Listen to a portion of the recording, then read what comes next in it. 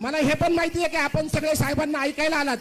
खरं तर साहेब परत एकदा विनंती करतो का ह्या मनमाड शहराचे 1.25 लाख लोकसंख्या आहे आणि सर्व जाती पंथाचे धर्माचे लोक इथे असतात।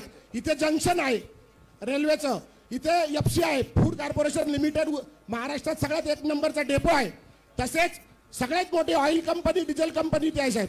आणि पाणी 35 दिवसांनी येतं आणि खरं पाणी जे मिळत किंवा जी योजना पूर्ण होत नाही त्या योजनेला कारण फक्त नगरपालिकेचा स्वनिधी। बबी काका साहेब बरोबर ना, तर ते 40 कोटी जे काही येतील ते 35 कोटी 40 कोटी साहेब मी आपल्याला हात जोडून नम्र विनंती करतो का ते 40 कोटी रुपये आपण द्यावा आणि ही योजना आहे त्या योजनेला काहीतरी नाव द्यावा ज्याची इतिहासामध्ये सुवर्ण अक्षराने नोंद होईल अशी या दोन्ही योजनेला आपण नाव द्यावं साहेब, अशी मी आपल्याला विनंती करतो। खरं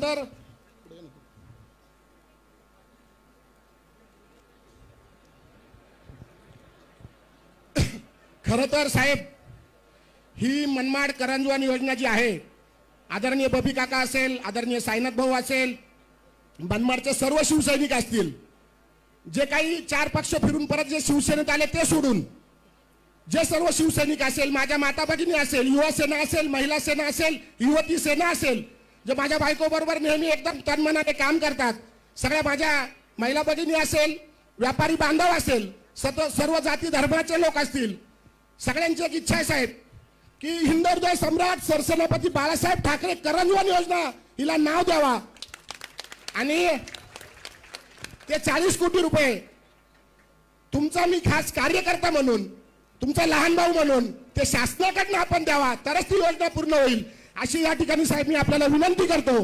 तसेच जी 73 खेडी 78 खेडीची योजना आहे त्या योजनेला धर्मवीर आनंद दिघे नाव द्यावं साहेब, अशी मी या ठिकाणी आपल्याला योजना करतो। म्हणजे साहेब काय की गेली 100 वर्षापासून पाणी मिळालेलं नाहीये।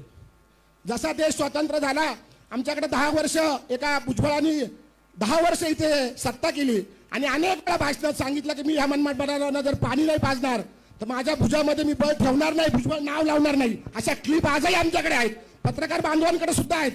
म्हणून साहेब मला तर मी विसरलोच होतो की आपण पाणी देऊ शकतो म्हणून, परंतु परमेश्वराने माझं ऐकलं आणि आपण मुख्यमंत्री झालात आणि ती योजना मंजूर झाली।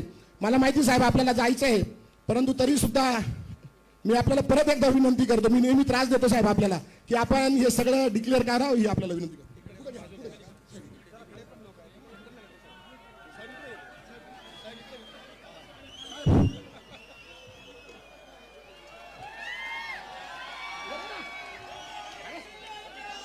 इकडे पण आहेत ना ते तिथपर्यंत लोक, इकडे पण तिथपर्यंत आहे, रस्त्यावर गेले लोक तिकडे पण 1 मिनिट एका इकडे पण आहेत सगळे।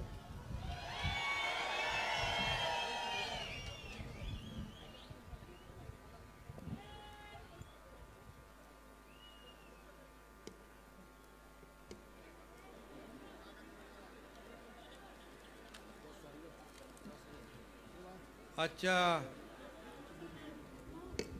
सुहास कांदे यांनी मला सांगितलं होतं इथे काय भाषण वगैरे नाहीये, फक्त आपला योजना जाहीर करायच्या आणि पुढे आपण निघायचं।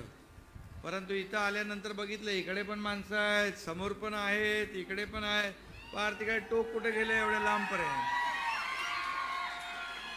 हे सगळं जे प्रेम आहे तुमचं, तुमच्या या तालुक्याचा लोकप्रिय आमदार सुहास कांदे यांच्यावरचं, त्याबद्दल मी मनापासून अभिनंदन करतो।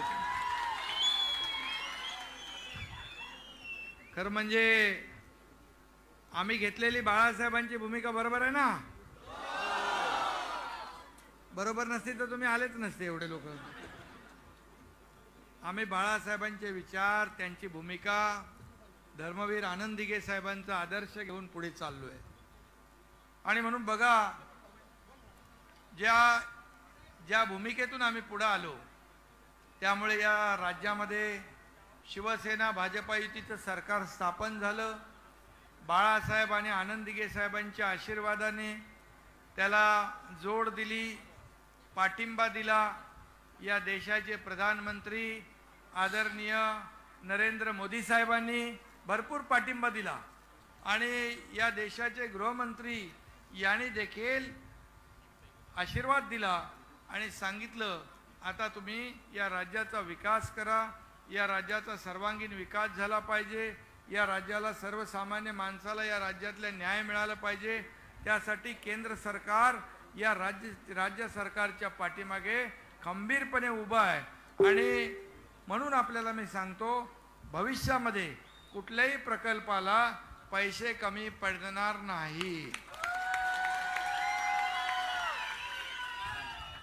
आणि मनमाड करंजवन पाणी पुरवठा योजना जी आहे, आणि तुम्हाला मी सांगतो सुहास कांदेला आता तुम्हाला ते स्वनिधी जो आहे तुम्हाला आता 317 कोटीची योजना मंजूर केले, त्यामुळे तुम्हाला माहित आहे हे पैसे द्यायलाच लागतील आपल्याला, ते दिल्याशिवाय काम होणारच नाही. त्यामुळे स्वनिधी आपल्या नगरपालिकेचा जी काही आर्थिक परिस्थिती लक्षात घेऊन या स्वनिधीमध्ये 30-40 जेवढे कोटी लागतील ते सरकार नगर विकास विभाग देईल. त्याचबरोबर 78 खेडी पाणी पुरवठा योजना जी आहे नाही 272 कोटीची ही योजना देखील या ठिकाणी मंजूर झालेली आहे, TS झालेला आहे. आणि या दोन योजना आपल्या सगळ्यांसाठी महत्त्वाच्या आहेत. हा कुठला चौक? एकात्मता चौक, म्हणजे इथं सगळे लोक एकत्र येतात आणि गुण्या गोविंदाने राहतात, म्हणून हे सगळे आपले आता सर्व धर्मीय इथं आले होते. हे सगळं सुहास कांदे हुशार आहे, सगळ्यांना पकडून ठेवलं त्यांनी. त्यामुळे या दोन महत्त्वाच्या योजना ज्या आहेत मनमाड करंजवन पाणी पुरवठा योजनेला माननीय हिंदू हृदय सम्राट बाळासाहेब ठाकरे मनमाड करंजवन पाणी पुरवठा योजना अशी जी मागणी आहे ती या राज्याचा मुख्यमंत्री म्हणून या ठिकाणी मान्य करण्यात येते आहे.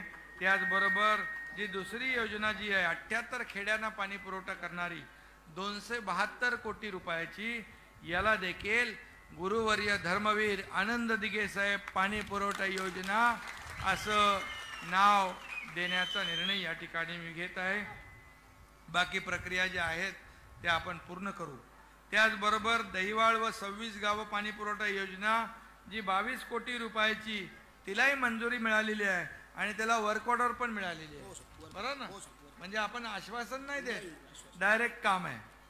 म्हणजे फाईल बनवा, इकडे फिरवा, तिकडे फिरवा, इकडे जाईल तिकडे जाईल असलं काम नाही, असं काम करताच येणार नाही. म्हणून आपण कशाला सरकार बनवले नवीन? आपलं डायरेक्ट फोन उठाव, काम करो, जा पटाव. बाकी फायली बिलीचा प्रवास काय ठेवायचा नाही. आणि त्याचबरोबर शिवसृष्टीसाठी 2 एकर जागाही त्यांना दिलेली आहे, त्याला 10 कोटी रुपयाचा निधी लागतोय. आता सुहास कांद्याची बॉडी बघितल्या 10 कोटी म्हणजे कमी आहेत ना, वजनदार माणूस आहे. आणि मगाशी तुम्ही म्हणाला ते काय मजबूत आहेत. आता तुमच्यावर एकनाथ शिंदे आहे, अख्खं सरकार तुमच्या बरोबर आहे. त्यामुळे शेवटी तुमची मागणी काय आहे? लोकांना आपल्याला न्याय द्यायचा आहे, लोकांना पाणी द्यायचं आहे. पाण्यासारखं पुण्याचं दान नाही. त्यामुळे काळजी करू नका. सुहासजी, तुमची लोकप्रियता या सगळ्या लोकांवरून समोर आलेली आहे. त्यामुळे आता माझी जबाबदारी आहे मुख्यमंत्री म्हणून की तुम्हाला ज्या ज्या योजना या ठिकाणी लोकांसाठी देता येतील त्याला कुठेही फंड कमी पडू देणार नाही. मनमाड नांदगाव हे पण आहे का? मंजूर झालं. अरे वाढलं.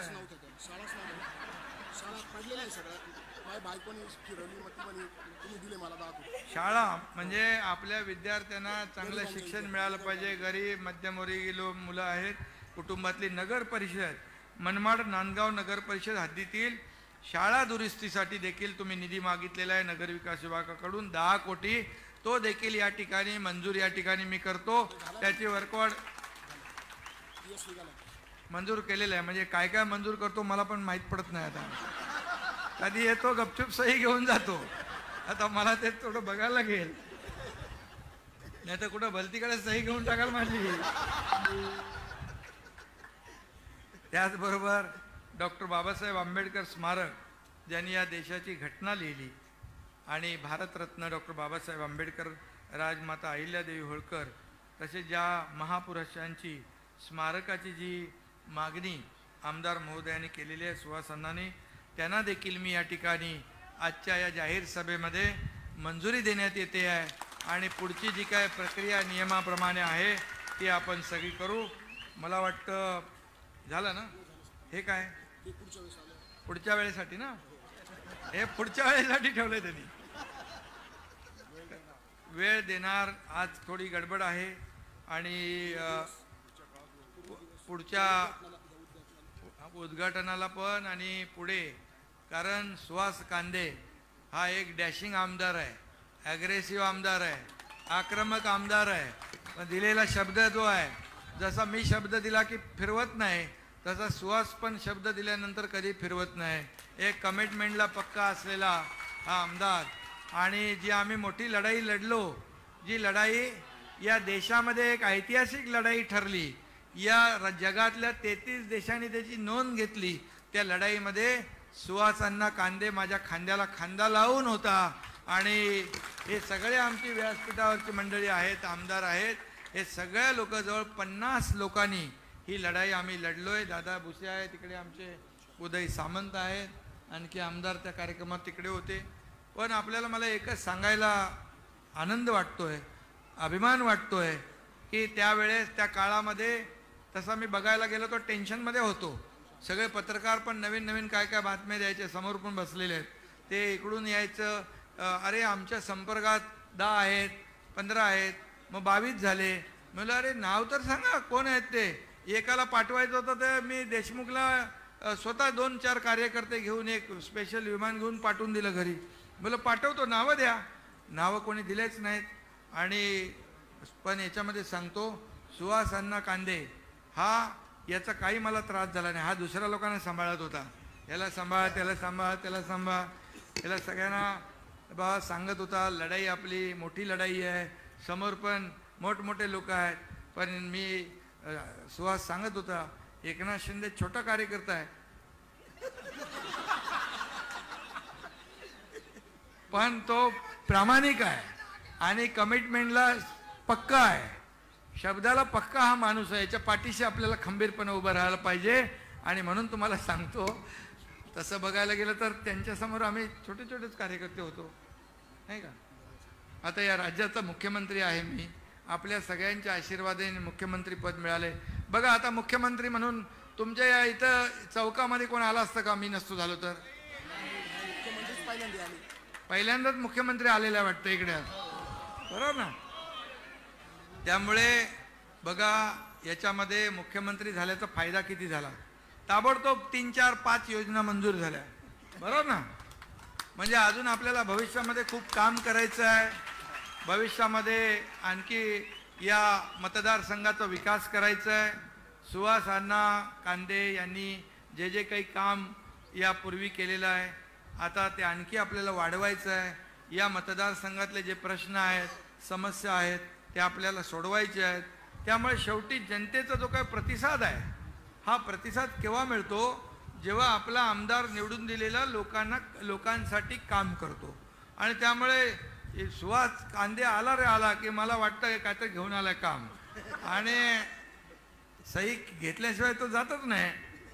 त्यामुळे पण सही काय त्याचं वैयक्तिक कधी काम नसतं, लोकांच्या हिताचे प्रकल्प असतात.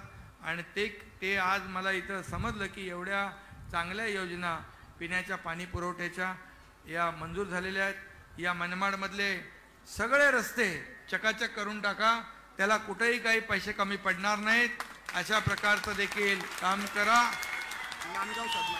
नांदगावमधले देखील रस्ते जे आहेत सगळे चांगले करा. तुमच्या मतदारसंघामध्ये कुठेही असं काही काम शिल्लक ठेवू नका. थोडं पुढच्यासाठी ठेवायला लागेल. त्यामुळे मी आज जास्ती काय बोलत नाही, परंतु आज घाई आहे. पुढच्या वेळेस नक्की मी या ठिकाणी आपल्याला शब्द देतो की अख्खा दिवस या ठिकाणी विकास कामांची भूमिपूजन असतील, उद्घाटन असतील, आणि आपल्या सगळ्यांना भेटणं असेल, आपल्या सगळ्यांचे आशीर्वाद घ्यायचे असतील, त्यासाठी मी अख्खा दिवस या ठिकाणी पुढचा पूर्ण वेळ या ठिकाणी देईन, एवढा शब्द आपल्याला देतो. आणि पुन्हा सुहास कांदे त्यांचे सर्व सहकारी, तुम्ही सगळेजण, तुम्हाला मनापासून खूप खूप शुभेच्छा देतो. धन्यवाद. जय हिंद, जय महाराष्ट्र. साहेब आपल्याला विनंती करतो की शुभम असपळे